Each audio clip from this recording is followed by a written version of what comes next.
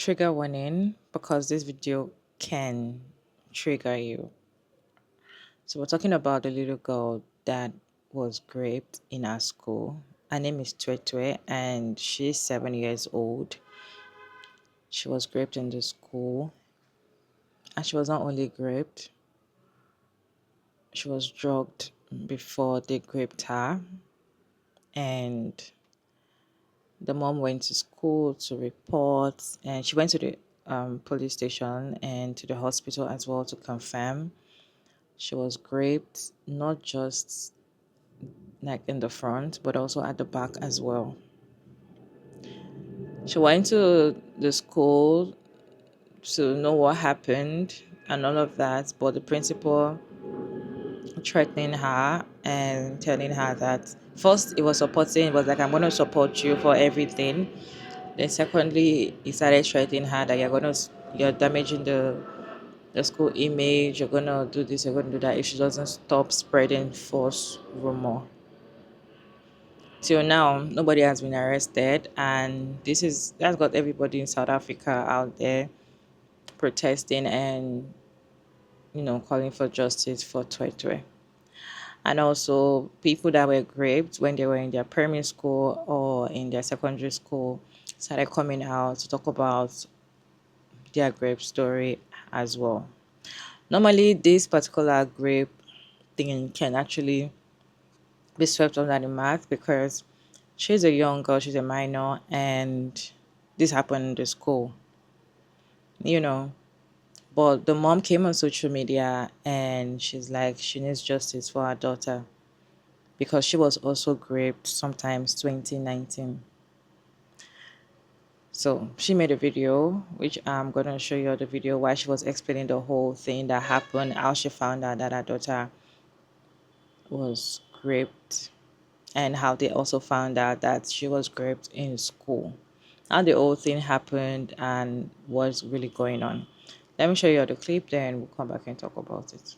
Today, Tandekile, the mother of FOR we are living in Matatiele. She's 7 years old and she's about to turn 8 in September. Last year she was doing grade 1 at FOR College that is located in Matatiele town.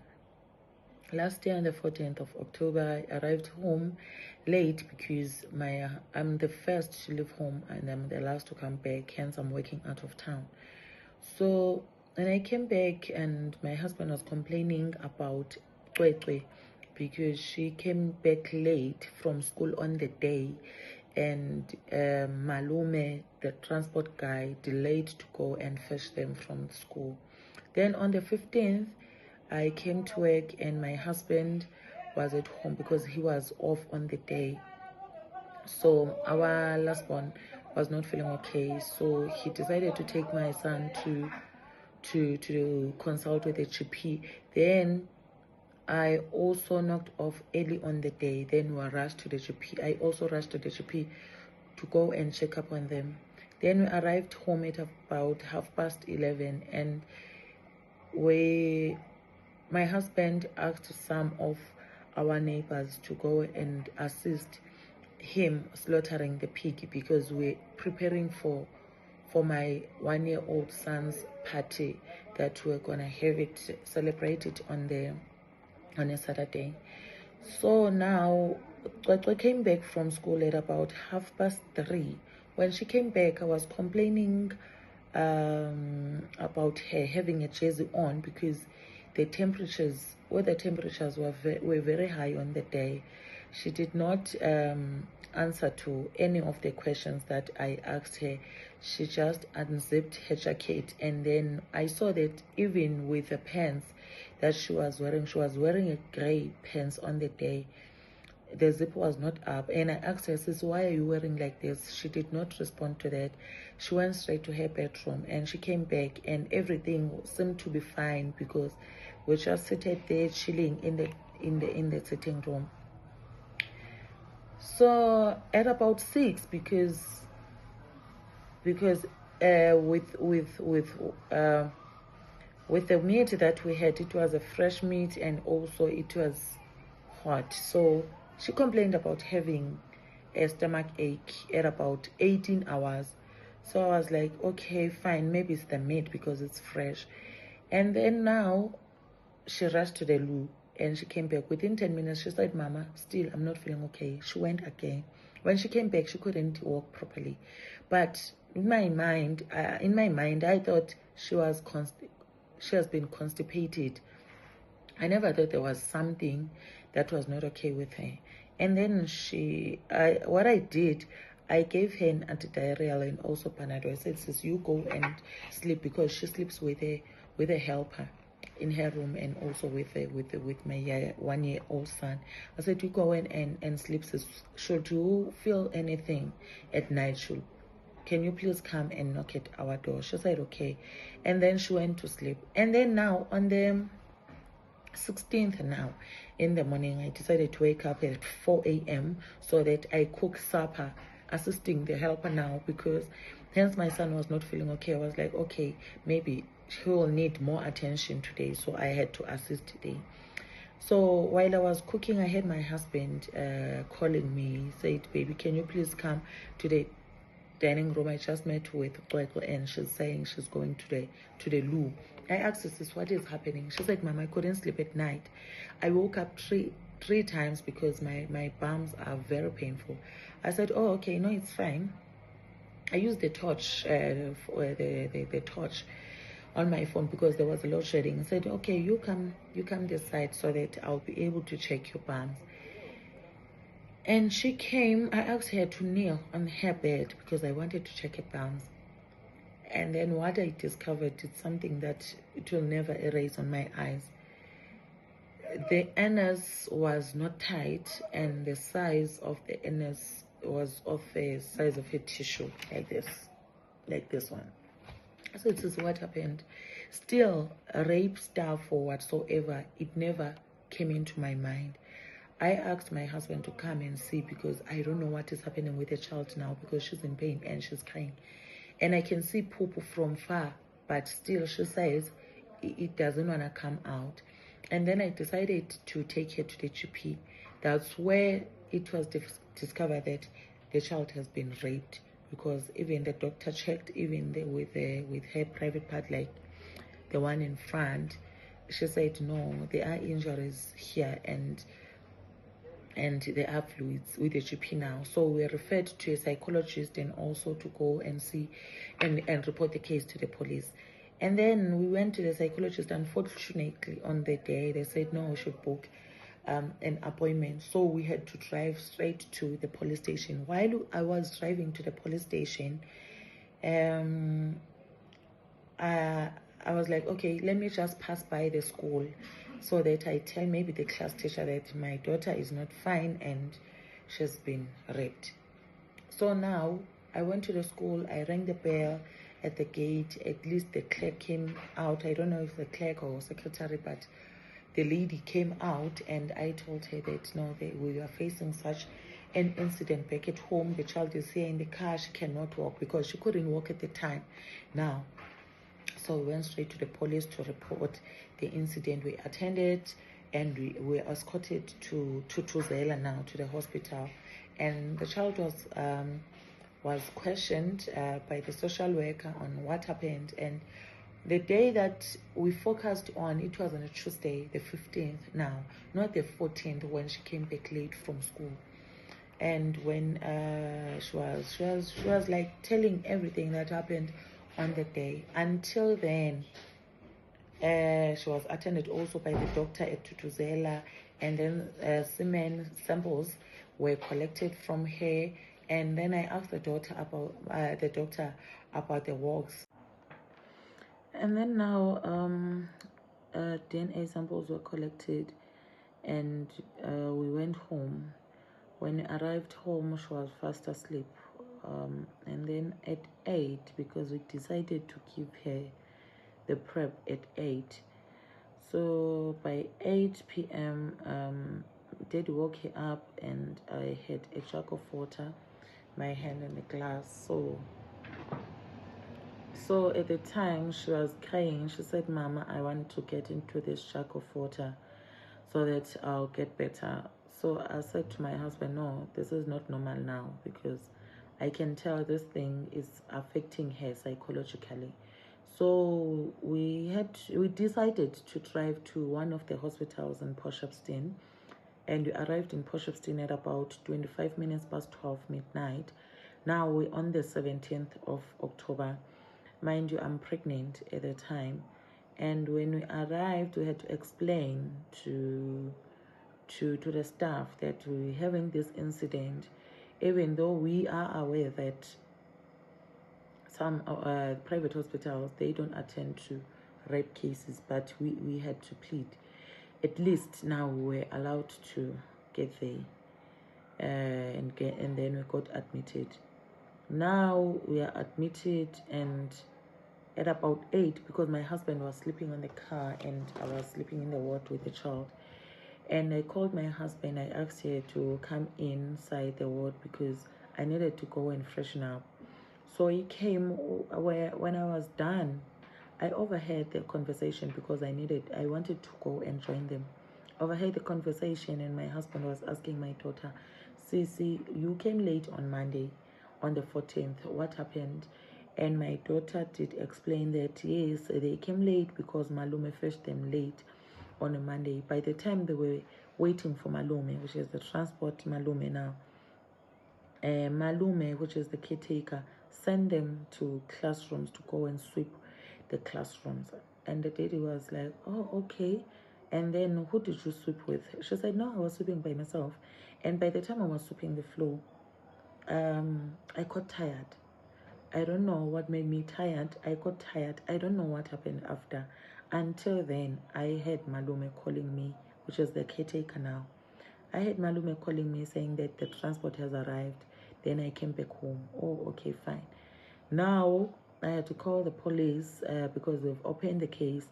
I had to call the police as to say, no, we've got new information now, because remember, when we opened the case, our focus was on a Tuesday, yes, the 15th. We did not even look on what happened on Monday when she came back late from school. And then what I did, I went to the ward, I grabbed my phone, and then I went back to the bathroom. I called Malume, transport Malume now. I said, Malume, what happened on Monday? Why you came back late with the kids? He said, no, sister, I wasn't around. So I asked one of my colleagues, because we are driving the taxis of the same owner. So I asked him to go and fetch my kids from those schools like Bergview College. But on the day, I did receive a call from school at about 14:44. So it was 16 minutes to 3, but the school was over by 1400. So I did receive a call. I said, oh, okay, fine. But I was never called as a parent, because normally they call us as the parents, and we are the ones that calls Omalume. But on the day, unfortunately, they did not. And then now, when I called the police, and they promised to come, but saying that still the itinerary is going to take longer because we're on the other province, and now it's KZN and Eastern Cape, so they can't.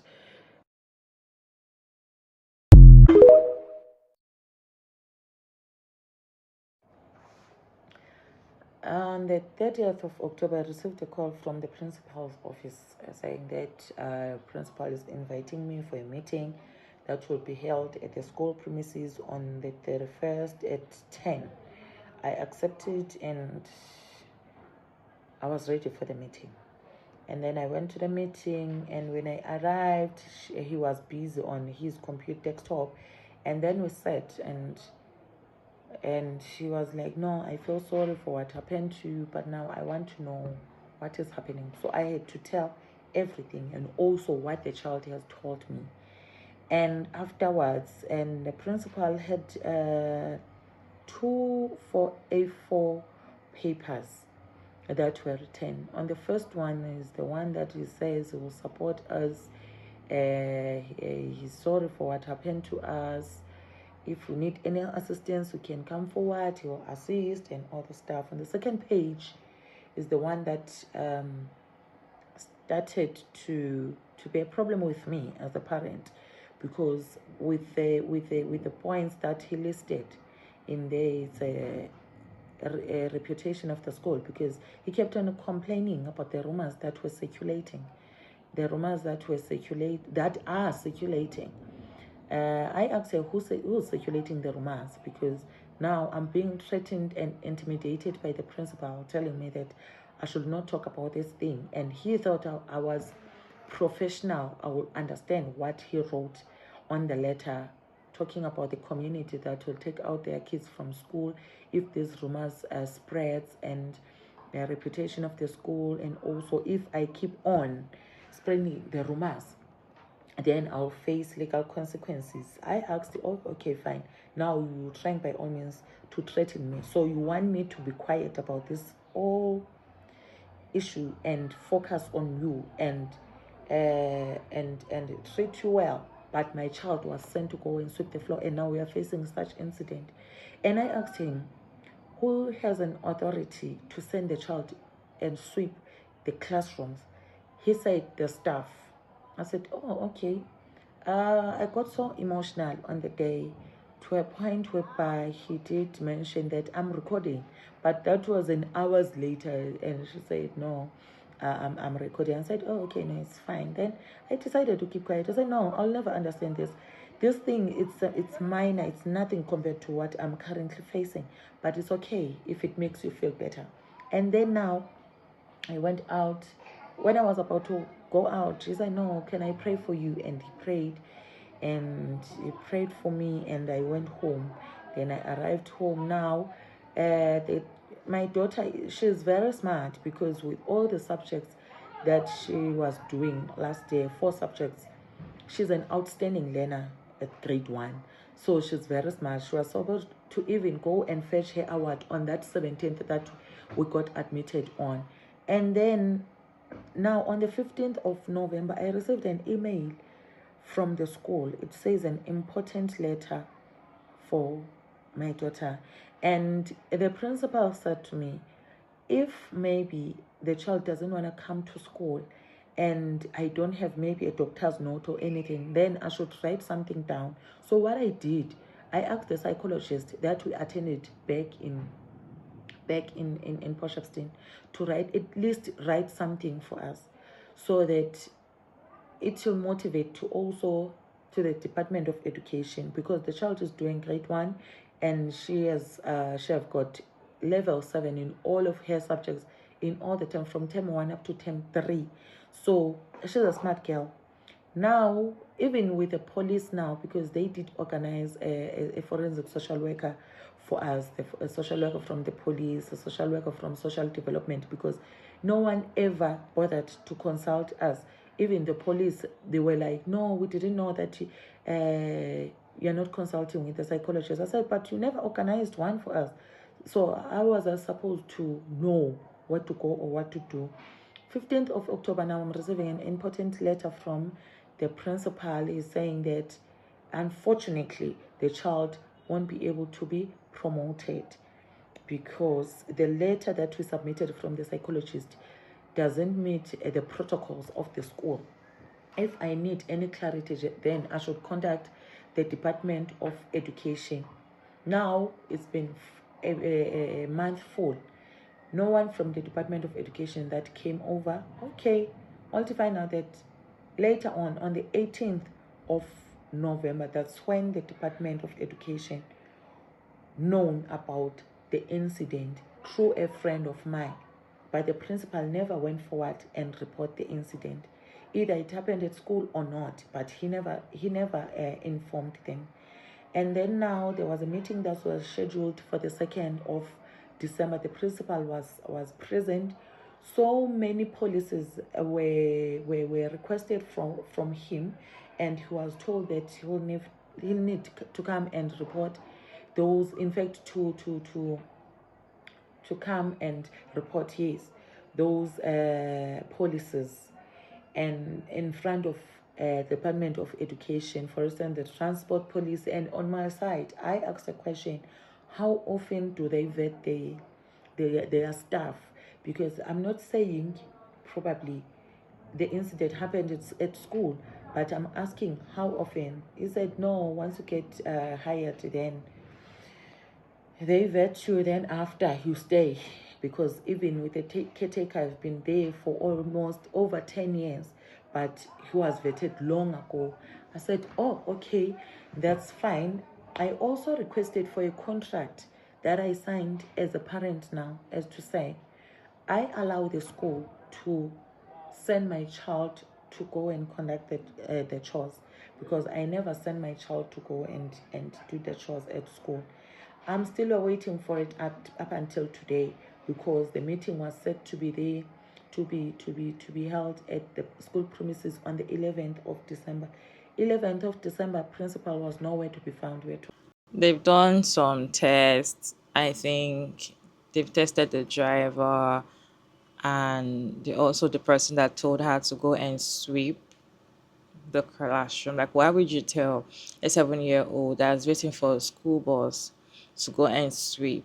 Definitely, I personally feel like that particular person that told her to go and sweep knows the full story, knows everything that happened, because you cannot just randomly tell a 7-year-old waiting for school bus to go and sweep a classroom.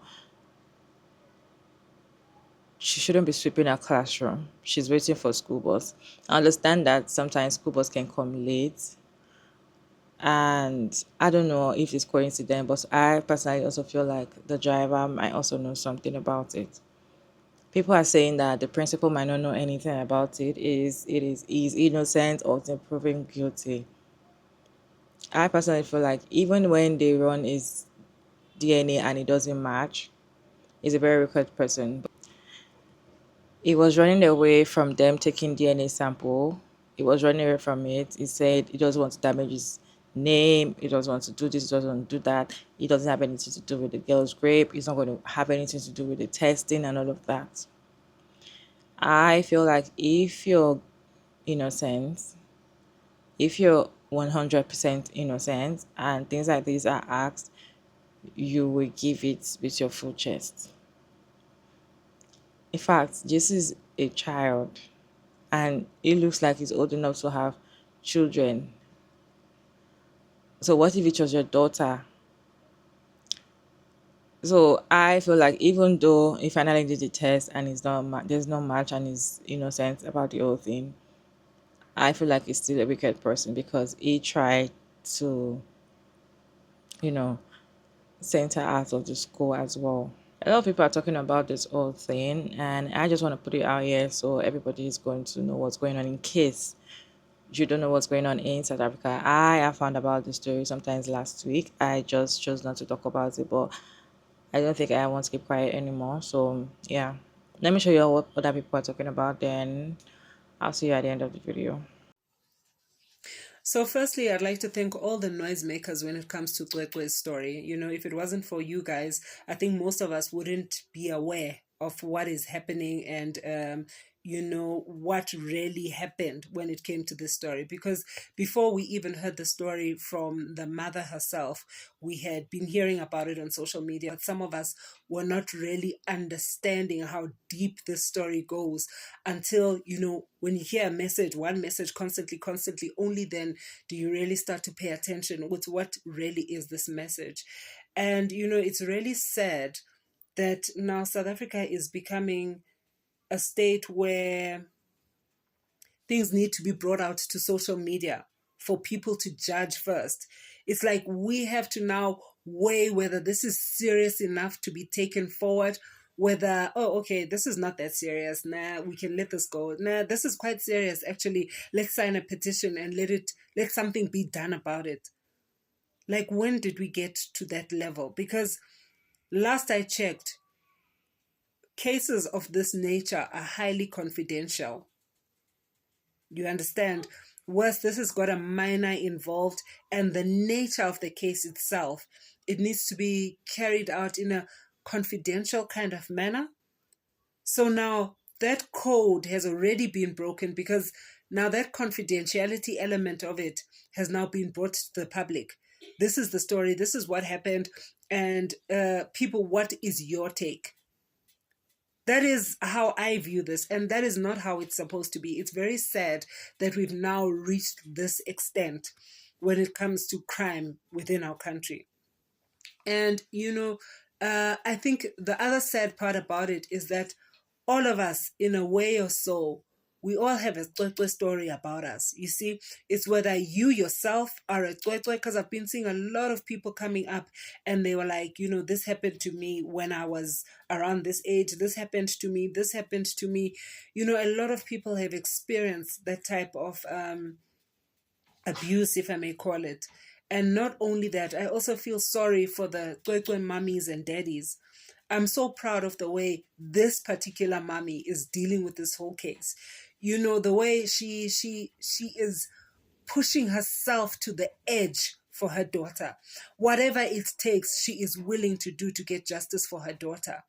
Now, not all parents are that way. And not all parents have the ability to do what CweCwe's mother has done for her daughter.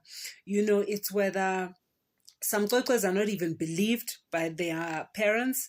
Some CweCwe parents are too ashamed of the act itself, and they want it hidden, they want it buried, like let people not hear that this happened. They just want to bury the story. They don't want to stand up for it and be bold until they get the end results.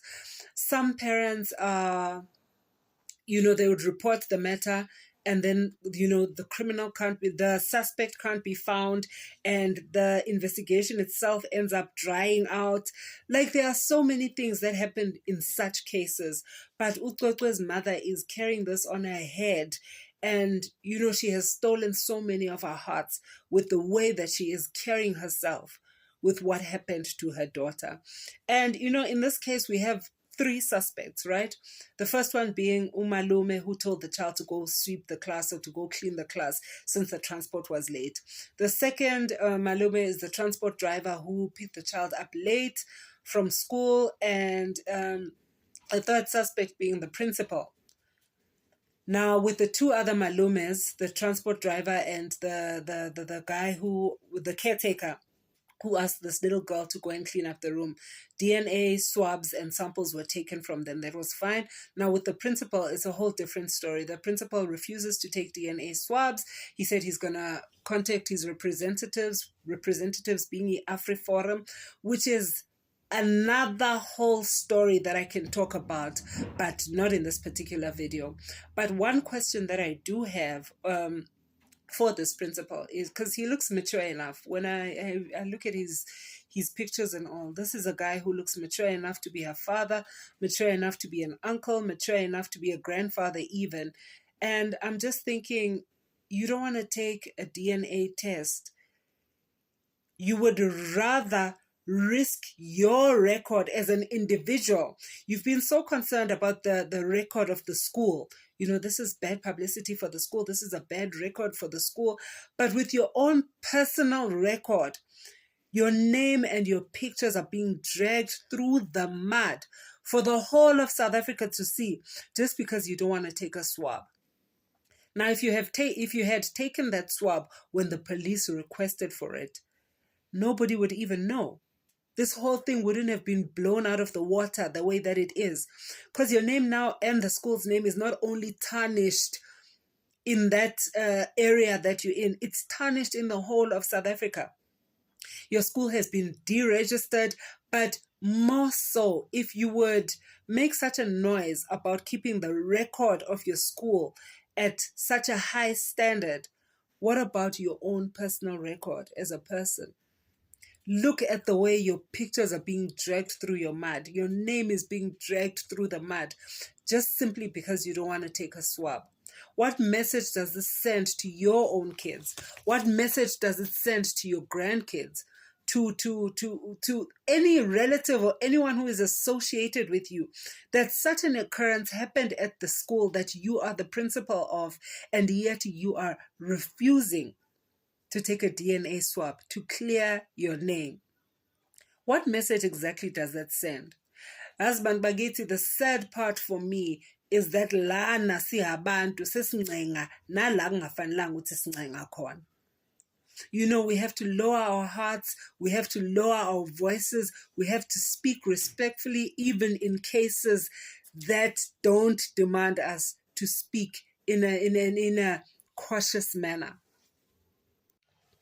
I see also a lot of mummies and daddies who have daughters. They are coming up. They are like, you know what?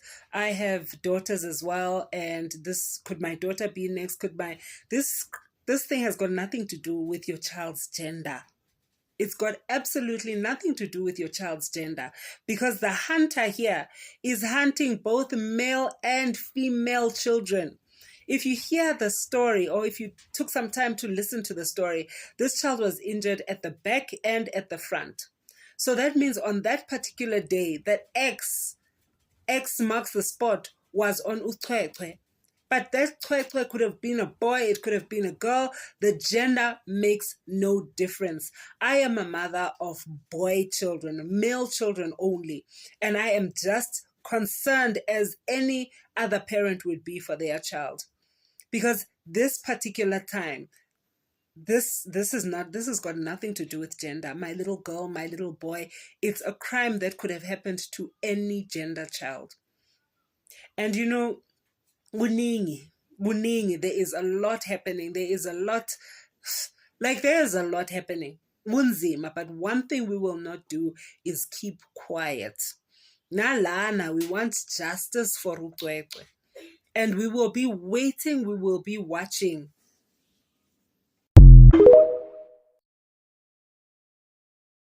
We are going to fight for CweCwe and all the CweCwes that cannot speak for themselves. Did you know that there are over 16,000 teachers that are currently operating and teaching in schools in South Africa? These are teachers that are teaching your children, that are teaching your nieces, your nephews, your neighbors, and every other child you can think of. 16,000 teachers are allowed in South Africa by the Department of Education to teach in South Africa while they have criminal records. CweCwe has been harmed, but how many CweCwes are going to be there until we finally stand up? So here's what we are going to do as a course of action.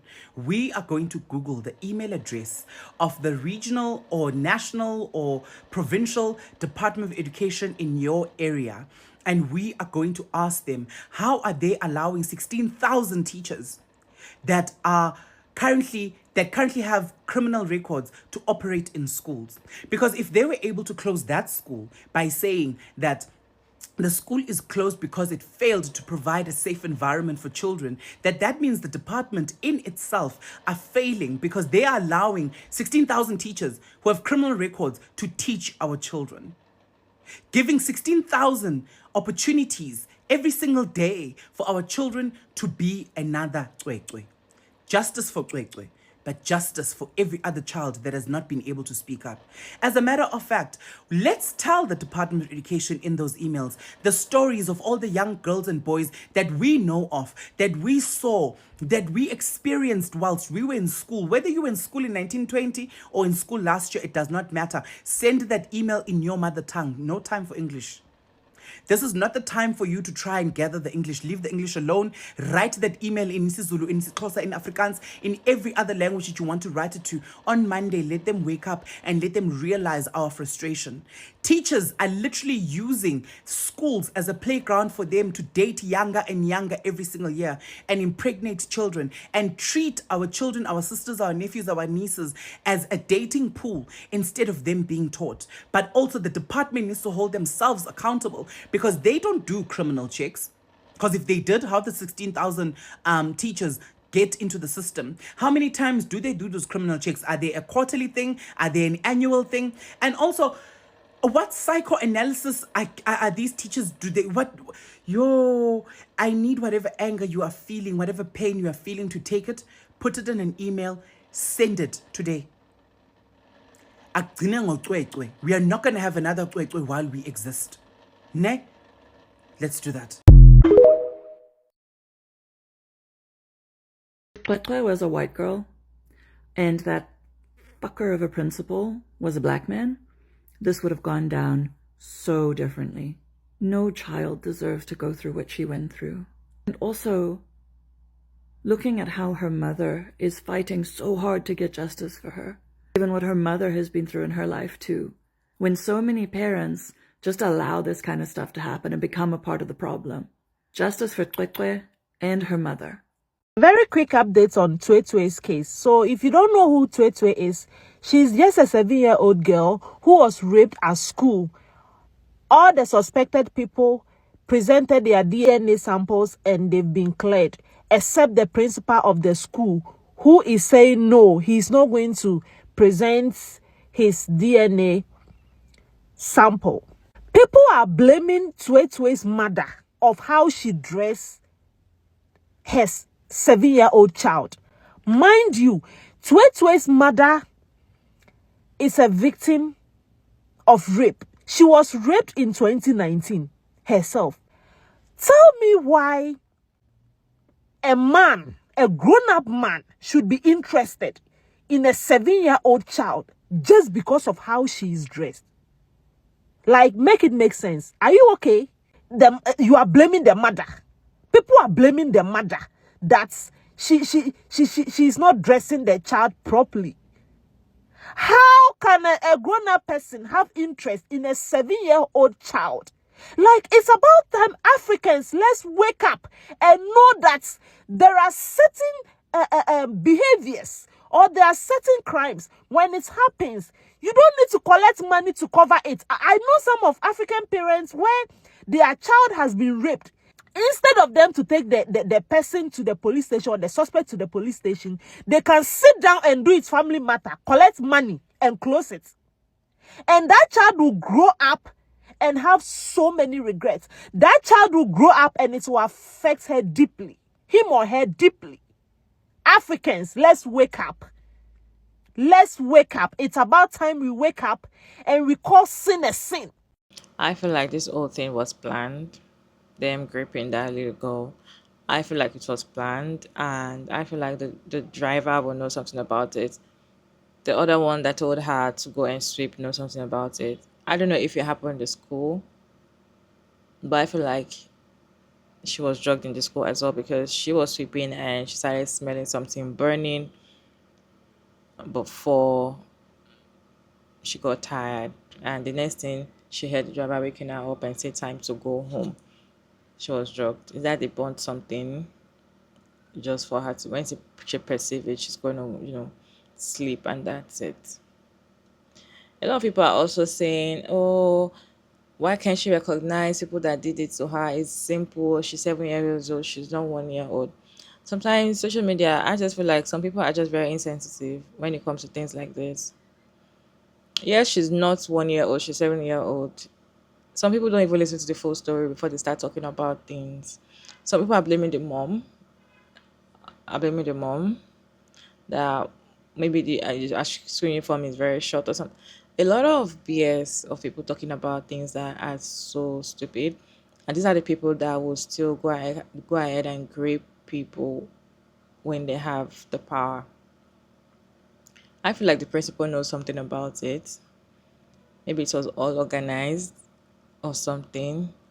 And the thing is, this can happen to anybody. This can happen to any child. Just like one of the videos said that this can happen to either a girl or a boy, because the person that raped her from the back and also in the front. So, of course, everybody have a back. So, it can happen to anybody. And if me, I am feeling this way, and I don't even know them personally, I can imagine what the mom is going through. Like, I can imagine what the mom is going through. Like, really, this is no child for me. I feel like nobody, child, adult, deserves to be raped, because that trauma can live with you for the rest of your life. Anyways, yeah, let's have conversation in the comment section, and I'll see you in my next video.